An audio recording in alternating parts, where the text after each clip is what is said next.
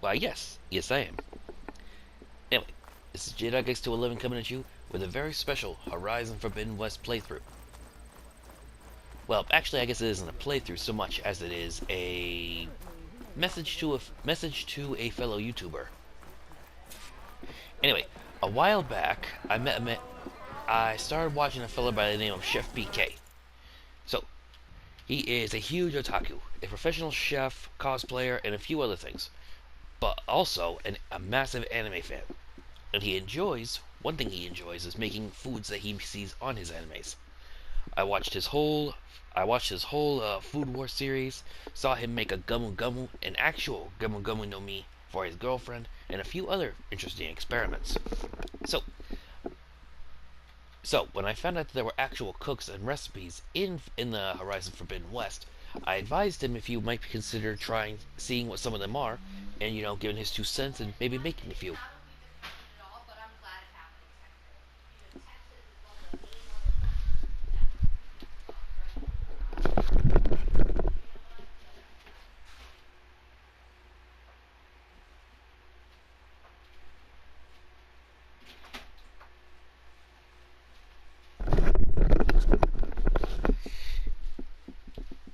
So, seeing as how he was playing, but when I suggested this, he actually said that he was playing Elden Ring right now. Everybody's playing that thing right now. So, I figured I'd come up with this little video, popping into here in Chain Scrape to get some Oseram food, here to Plainsong to get some Utaru fare, to Scolding Spear for the Desert Clan. Let me see. Of course, the Bulwark for the Sky Clan, for some Sky Clan chow. Down here, Thornmarsh for some lowland delicacies, and then to Legacy's Landfall and sample some exotic Quen treats. So, let's see what they have to say. Besides that, I'm actually about to head off to Gemini. So, of course, Slaughter Spine, Regala, big finishing up. So, I want to make sure I grabbed a couple of my favorite foods to help stock up on my stuff. This guy here, Mildoof, actually makes something very helpful. Let me see. Meat in the Middle and Mildoof's Treat. This one here automatically restores 75% of my health and gives me a huge increase to my melee damage for a short period of time. And the Meat in the Middle makes it so I can regain my weapon stamina at a much higher rate. For those who don't know, the stamina enables you to use more advanced techniques. If you see the center of my weapon wheel, I'm clicking through 3 things right now. These are all special techniques and abilities that I can use with this weapon. For example, Now watch my yellow bar down here on the bottom right. So now I can shoot 2. I just used my triple notch. So now I can shoot 2 arrows at once, and I can do that up to 3. But as you can see, my yellow stamina bar builds back up over time. And in this case, I also have, well, that would have brought down a rain of arrows, but doesn't work so well indoors. But the point is that it makes it so that I can fire those off a lot more effectively. And when it's something like this,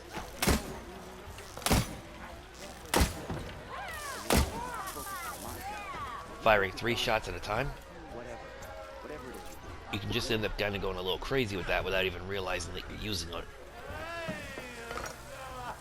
So, now that I've explained a little bit about this, let's see what Mildoof's cooking up. Oh, this'll really boil their broth.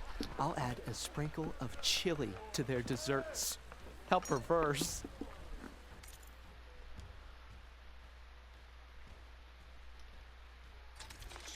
Alright, local stew, simple meal prepared by tossing odds and ends and vegetables into a pot and simmering for hours with herbs and spices.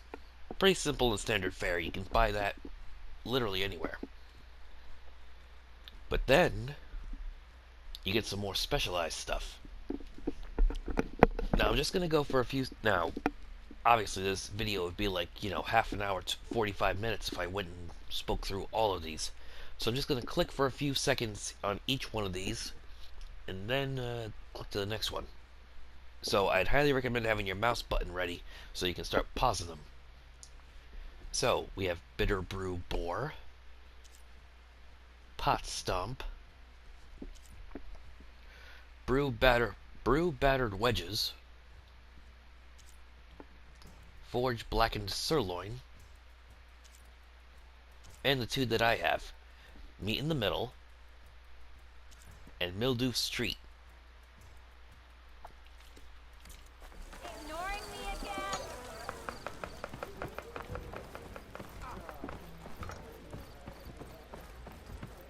And now, Walked past toilet, huh? sold shop and tripped over one of these stupid wires.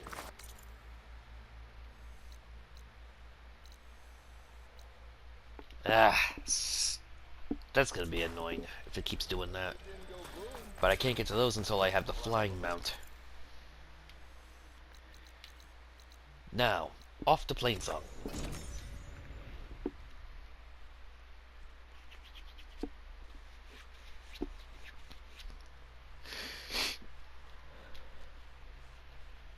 For those who don't know, the Utaru are actually a vegan tribe, if you can believe it. I literally had a mission where I had to go and gather some meat for them. Woman said they eat the plants that were killing them and poisoning them. I mean, literally, the Tanakh call it the red choke. Or, squirrels, birds, and the like.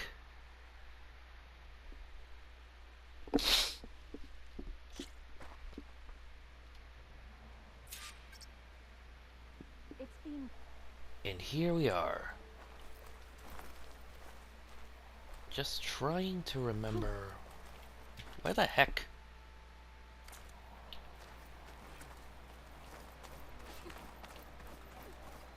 Huh. They always look bigger when you're actually... They always look bigger when you're actually... What the?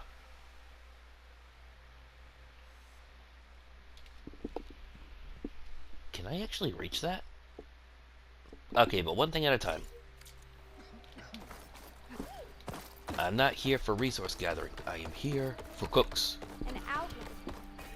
The wind has carried you far.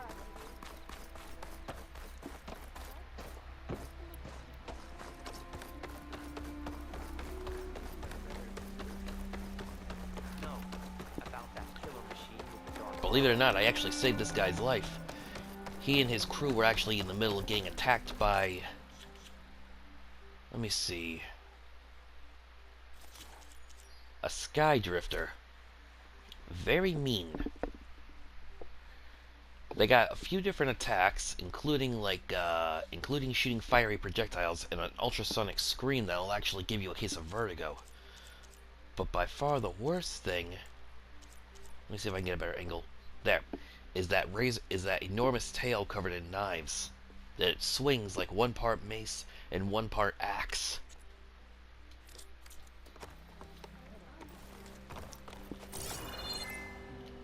Nope, next level.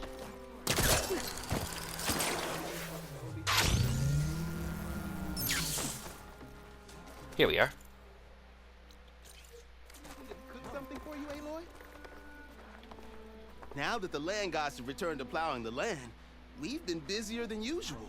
The crops are recovering, which means our people are too. Yeah. Now let's see what we got. Local stew, like I said. So we got beanweed bites.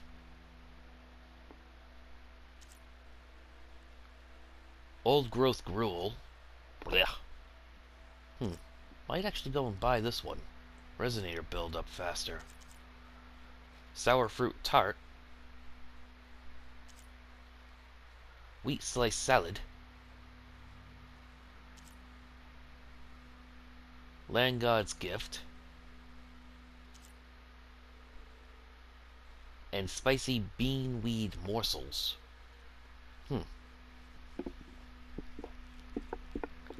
Like I said, they practice a very veganistic diet, so they don't eat any kind of meat. Not fish, fowl, not fish, fowl, or beast.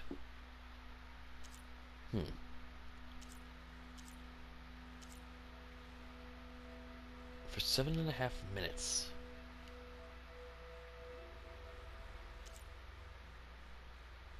And this enables me to energize my spear faster. This I actually will get.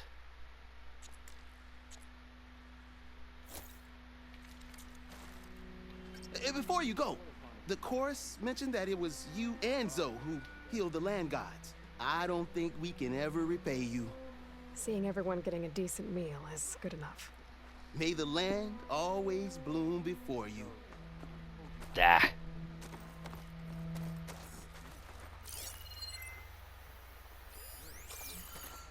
There is one guy I'd like to speak to before we leave. This guy was actually taken by the Eclipse for slave labor because he was scrounging around the outskirts of Plainsong. But now that things are growing here again... First you saved me, then the whole tribe. Can't thank you enough, Aloy. The land gods are back. Just had my first decent meal in weeks. Oh man. I'm full. Almost forgot what that feels like. A rush of air.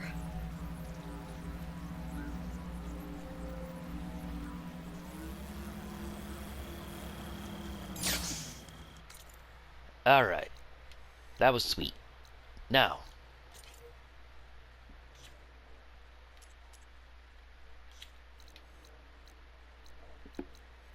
Off to Scalding Spear.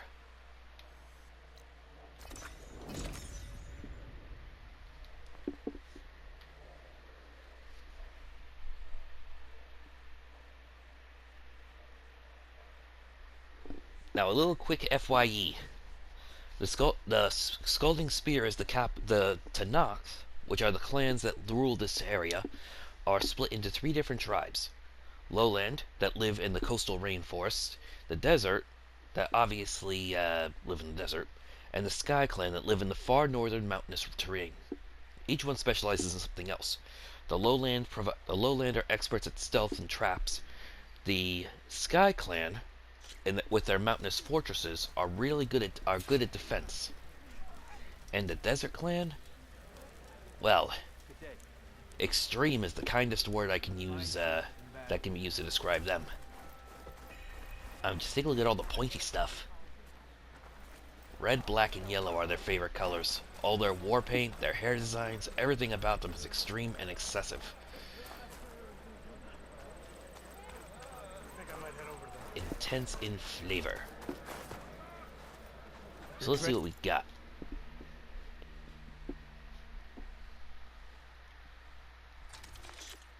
Scorpion skewers. Spike stalk shells. Salted lizard bites. Wings of the Ten. One thing that unifies all the Tanakhs that I should mention, is their belief in who they knew as JTF-10. They were a prized group of mercenary fighters who existed back in the 2050s, maybe. From them they based their entire culture almost on a militaristic style, and because of that, they often say things like, 10 bless you, strike true as the 10, and all that other good stuff. When you play it, you'll hear it a lot, and you'll find a lot more once you go to the Memorial Grove, which is actually a museum dedicated to JTF-10 that they got most of their lore from. But on another subject, if you would notice here on the picture on the right, like I said, they are a hardy desert folk, so you can see that it actually shows some of the kind of things that they would eat here. Cactus fruit, roasted insects, beetle grubs, that kind of stuff. And so we have here shaved and salted haunch, and spike stalk stew. Spike stalks and red peppers, obviously, cactus pears and all that, Slightly sweet and creamy stew. Welcome meal from Mission in the Shining Waste.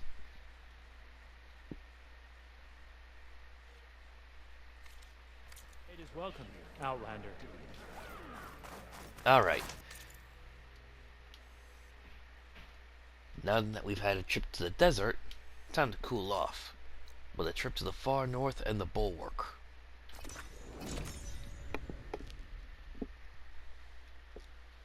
As I said, each of the clans specializes in a different environment and a different style of warfare.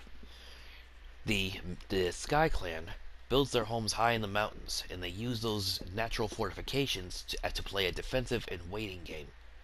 They're more like crocodiles actually than even the lowlanders.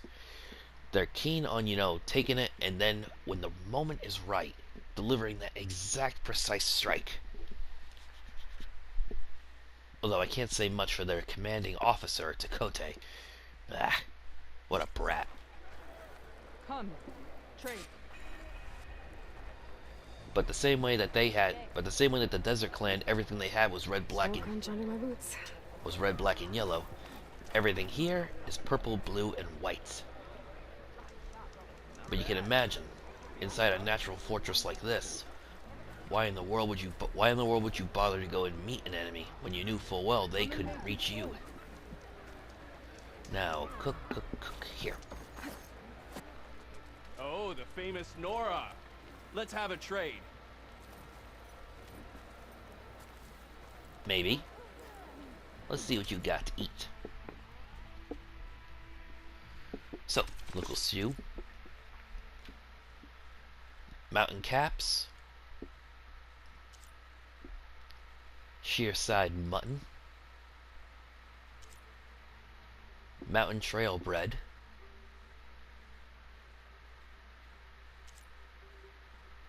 Sweet fish smash. Ugh, try saying that 3 times fast. Sweet fish smash. Sweet fish smash. Sweet fish smash. Okay, maybe it's not that hard, but I'm also not saying it that fast. Encrusted snowbird. Land and lake. So that one's for stealth. Don't let anyone tell you that Tanaka can't cook. Tch. Except for some reason they seem to have an egg phobia. Literally just had to do a mission. Oh. Got hung up on that. They literally call eggs slime in a shell. Will not touch them for some reason. Now,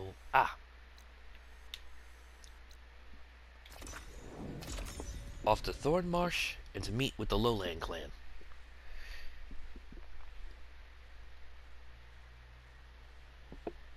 Now, the Sky Clan specializes in defense, and the Desert Clan specializes in offense. The Lowland Clan are more akin to using traps in the surrounding environment to their advantage. Because they have, the most cover, they're keen ambushers and trap setters. And the colors that they seem to prefer are things like milder reds, but also more greenish blue. Good day. Your enemy is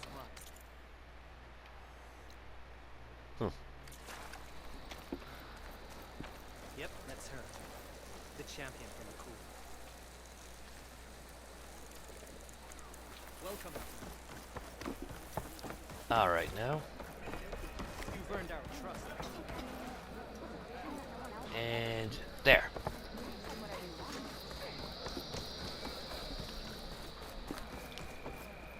Let's see what this guy's cooking up.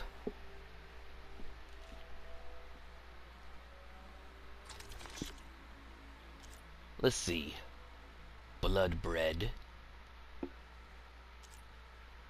Lowland trail mix. Fatty meat feast. Fireclaw stew. Fruit on fire. And the great MRE. Like I said, visions from the Memorial Grove.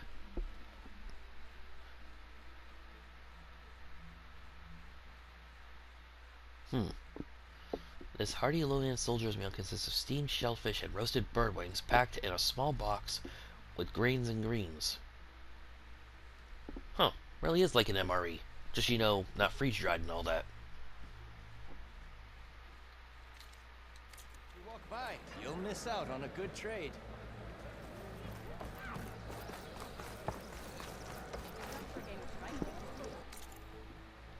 Alright. So, we've had some Oseram fare, some desert, sky, and lowland fare. Now,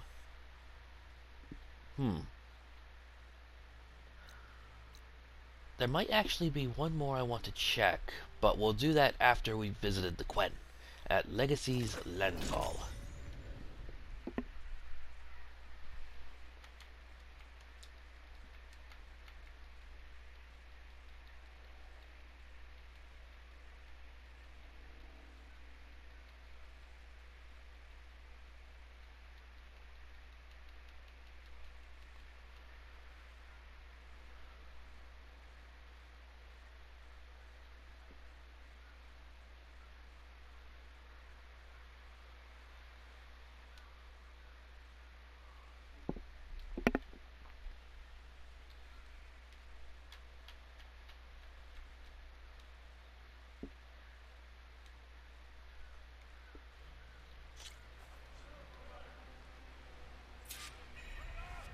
And here we are. Now, one quick thing I also want to make clear. The Quen are not like the Tenakth, the Oseram, the Karja, or anybody else, or the Banuk, or Banuk or the Nora. They actually came from all the way over here, from the continent that we now call Asia. Not sure what they call it now, but the point is that these guys are literally a world away, as you can tell from their armor and their architecture. They have a very different way of doing things. So let's see what they're brewing up. It's no good to be hungry in the wilds. Huh? I guess I gotta go around the table. I do love this grill. And look at the size of that lobster.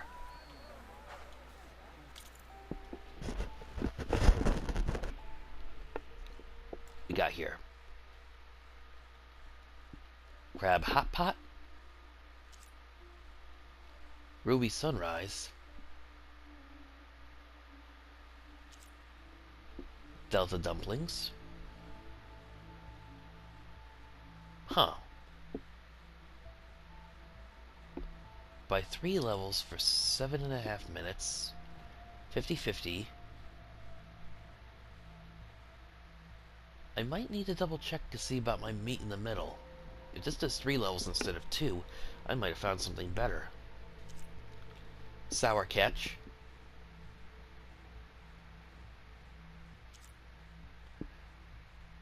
CO's banquet.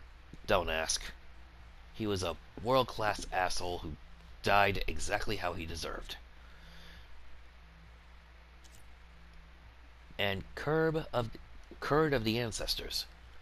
Now I can't imagine why you'd want to name something after curd. For those who know what curd is, or at least how it relates to bovine, you know exactly what I'm talking about.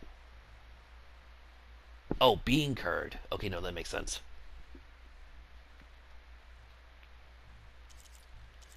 Alright, so this increases melee by 3 levels for 7.5 and does 50-50. Return when you're hungry.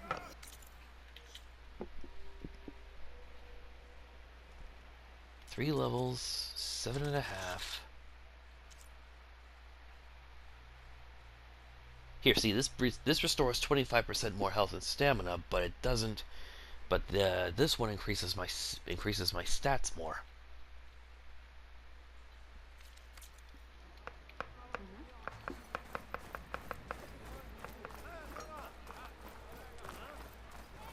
can definitely say which one I would prefer. If I was getting into a fight, I want to be able to deal more damage than worry about taking it. Alright, so that might be it. But there is one last place I want to check. Chain Scrape might be on Karja land, but it's clearly an Osseram town. But there is another spot where the Karja have made their stamp on this part of the world. Barren Light is a fortification that was built by the Karja at the edge of their territory to stop the Tanath and the other people from and the other tribes from the Forbidden West from invading the Sundom.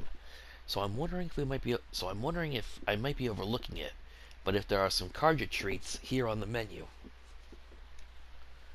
If not, it's an extra 30 seconds to see, and be disappointed if they didn't do that.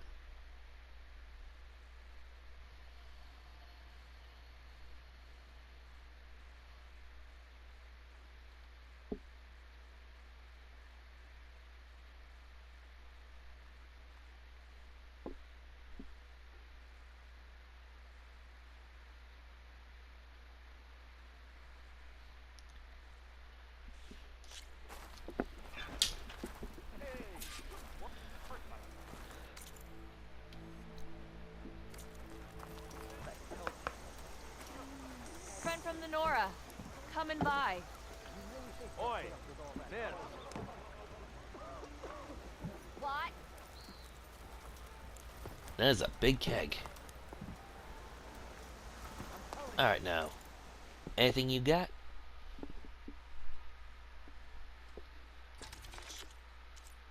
Aha! I was right. So we got mesa bread, sunwings, grazer's bounty, sun-seared ribs. Spicy glazed ribs charred over an open flame and served atop a hearty portion of grits and greens. Sun King's Delight, and Sunfall maize meat.